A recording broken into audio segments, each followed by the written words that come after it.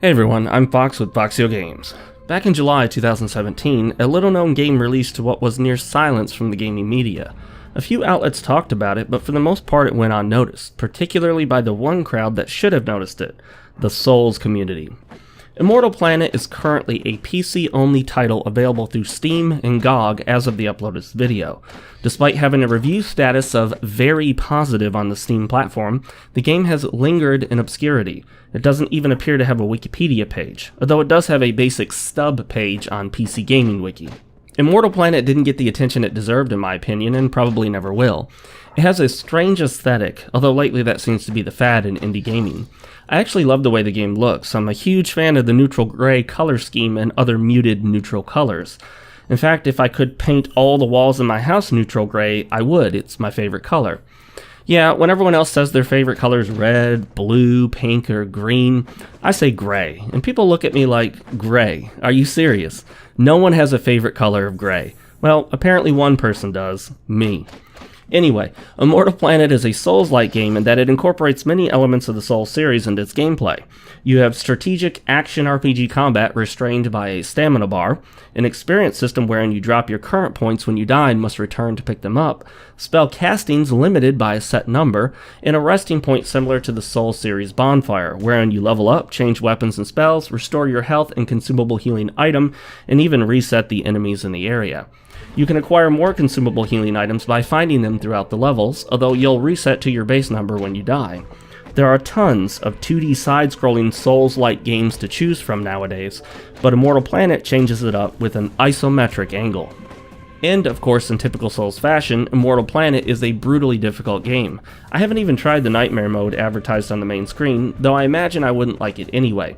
The game is enough of a challenge for me as is. Some people love brutal challenges, but I prefer a more moderate challenge. I've definitely died quite a few times in my few hours with the game thus far. I like the fact that there are optional challenges. A character threatens to duel me if I talk to him again, while also prominently displaying his unique weapon. By challenging him with another conversation, I eventually defeated him after several deaths, and my reward was to receive his Cryo Blade, a special sort of ice blade that he had. And on the subject of weapons, it's also reminiscent of the Souls series in this regard. You can choose from a couple weapons to start out the game, and then acquire more throughout.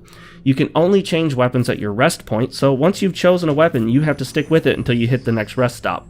Each weapon has a special attack initiated by holding the attack button, and in some cases the weapon will change form after the attack completes. The base sword weapon I chose has a forward-moving slash, after which the weapon remains in a sort of longer polearm-like form. I can return it to its base form again by holding the attack button to sheath it. Another weapon produces an ice-generating slash attack, but does not change its form. You also have a quick dash move for avoiding attacks, as well as a blocking mechanism. You can increase your health and stamina via leveling, as well as strength for attack power and intelligence for spell damage. I'm still trying to figure out exactly what wisdom is about as a stat. Immortal Planet is definitely an unforgiving game, perhaps a little too much so. You can easily walk off ledges to your death, and AoE effects are pretty deadly to your character, even AoE that you yourself created. I was constantly walking into my own self-created fire from my Fireblade and hurting myself. Yeah, I know, don't stand in the fire, that's the cry of every healer in every MMORPG ever, but it was often hard to avoid while also conducting combat. Enemies too can cast spells causing damaging area effects, often covering most of the traversable area.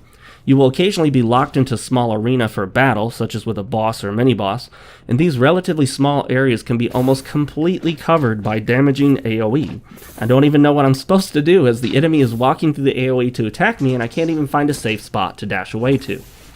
I haven't made it far enough to know just how much the scenery will change, but so far it's been pretty consistently similar. All of the gameplay footage and screen caps from the Steam page do show the same basic scenery, so I imagine the constant techno-gray areas might become tiresome after a while. I'm breaking with convention, but I'll discuss the technical issues here last. As a 2D game, you wouldn't expect much, and that's exactly what you get. Full screen or windowed, volume, VSync, and vibration. I don't see any way to rebind keys either, though you should note that the window mode appears to function as a sort of borderless windowed mode. The game runs at a smooth 60 FPS, although some animations in the game appear to have limited frames in them.